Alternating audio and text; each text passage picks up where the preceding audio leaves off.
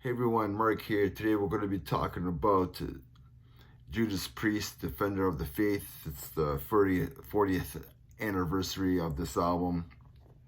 It's the band's ninth studio album, which came out in January 13th. And we have, of course, Rob Halford on vocals, K.K. Downing, Glenn Tipton. We got Ian Hill on bass, and Dave Holland on drums. The album was produced by Tom Alum. It was recorded at Ibiza Sound Studios in Ibiza, Spain. Mixed at DB Recording Studios and Bayshore Recording Studios in Coconut Grove, Miami, Florida. This album was a success right away from the success of Screaming for Vengeance.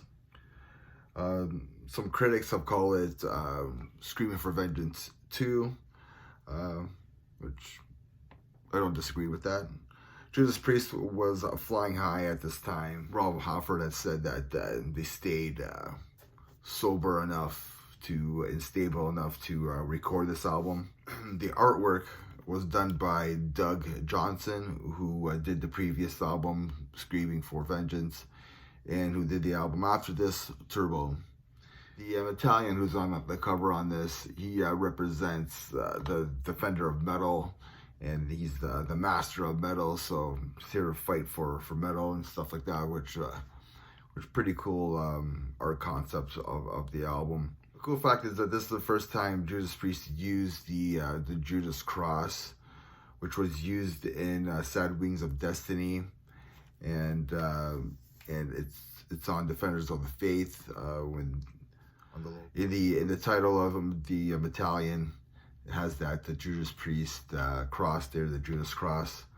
So, and then another cool thing is that 20 years later,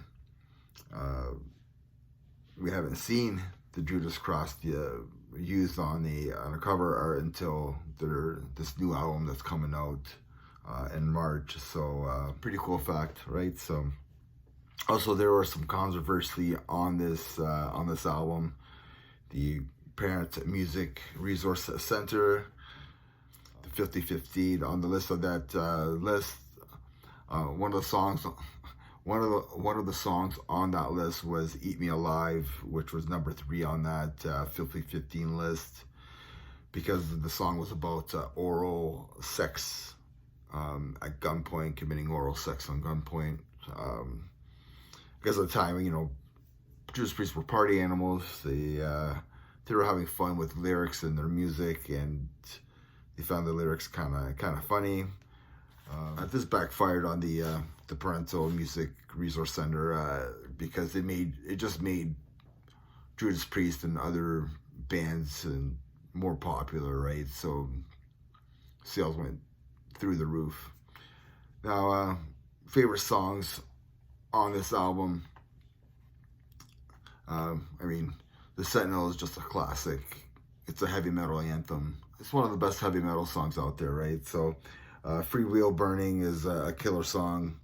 Jawbreaker is another pretty cool song on here. Eat Me Alive. And Some Heads Are Gonna Roll is probably like my favorite songs on this album. Defenders of the Faith will always be a heavy metal masterpiece. It's one of the top heavy metal albums of all time. This is a lot of people's favorite Judas Priest album.